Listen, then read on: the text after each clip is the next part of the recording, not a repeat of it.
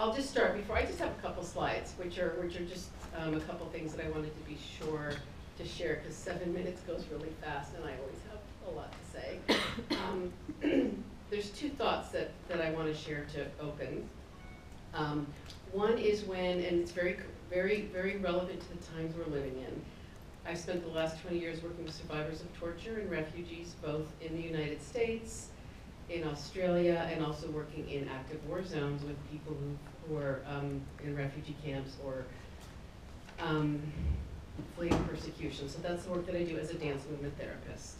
Dance movement therapy is the intersection between psychology. I like to say it's the marriage of psychology and dance, recognizing that movement is the primary language we all speak, regardless of where we come into the world, what our culture is. Culture will inform how we move, but it's a primary language. Dance is the creative expression of that, and it's a very developmental approach because we recognize that we begin our lives not talking like I am now, but responding to sensation and physical movement and sound. So as a dance therapist, what I've observed in the context that I've worked in is that when they want to control you, they will control your body and your movements. And remember that as we go into the next 4 years. When they want to control you, I'm actually being very serious, they will control your body and your movements. And every human being has a right to inhabit his or her body in the way that they choose. That is a birthright. Those are two things that I firmly believe and have learned from this work. So I just want to put those out there. Oh, so I'm clicking. Now do I push the middle button? Yes. Okay. Global reality and global responsibility. You may know this information, but I wanted to start with some very important information. As of right now, there are more displaced people on the planet than there have ever been.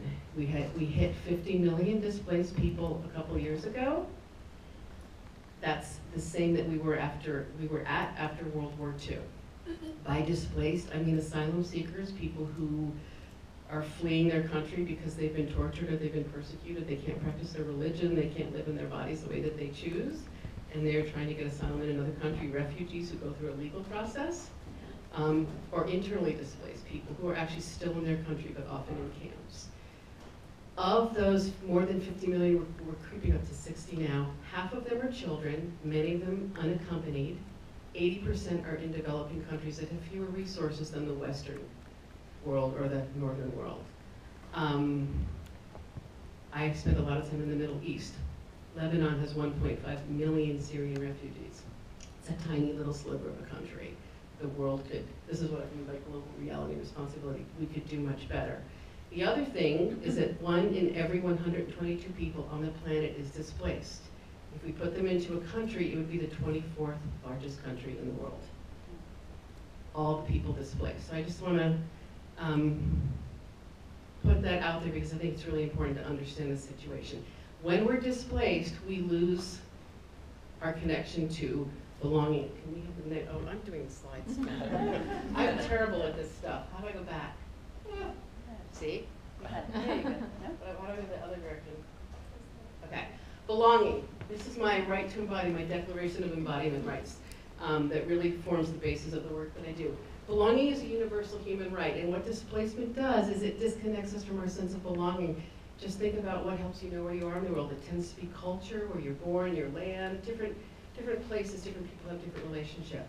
That's one of the things I've learned from the refugees I've worked with for 20 years.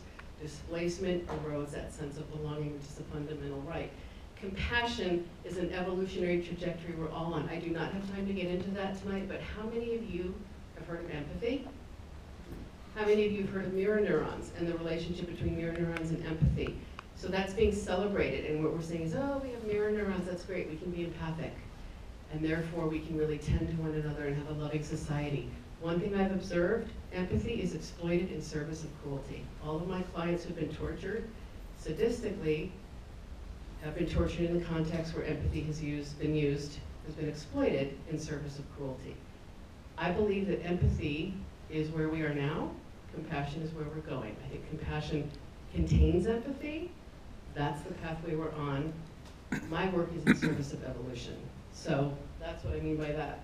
Our birthright is to inhabit our bodies in the ways we choose, And again, I've already said this, movement is a primary language, and dance is the creative outreach and expression of that. Dance movement therapy runs the continuum from breath to full-on dancing. And I work with clients, individuals, families, couples, communities, on that whole continuum of movement. Let's see if I can do this. Okay. Restorative movement psychotherapy is the name of the framework that I work from. It's I don't want to say I created it, but it's what has arisen from the work that I've done for 20 years. It's my observation to share these with you. Psychological state shifts. I'm a therapist. That's what I'm doing, right? When I work with people, emotions, psychological states, people are trying to shift them. They want to be less depressed, less afraid, whatever it is. So we now know from science they're not possible without physiological state shifts. It has to occur at the level of the body.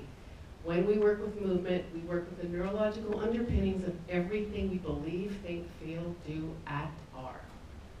Oh, wow. Breath, movement, dance, and rhythm provides an immediate resource for state shifts, and healing therapy treatment, whatever you want to call it, can occur simply and effectively working with the body. So, I'll just, since I only have a minute left, actually that was my last slide. Well, I'll just say one of the reasons I got into this work is I was in Rwanda in 1994, right after the genocide, and I had to travel through a heavily mined area to do an assessment of a community where all the adults had been killed and there were only children. Many of you may have heard the story. Some of us would get to these areas where there were only children and they would come out. They'd been hiding. And when the children saw our convoy pull up, they grabbed a few rusty shards of cans and things and started playing music and dancing to welcome us.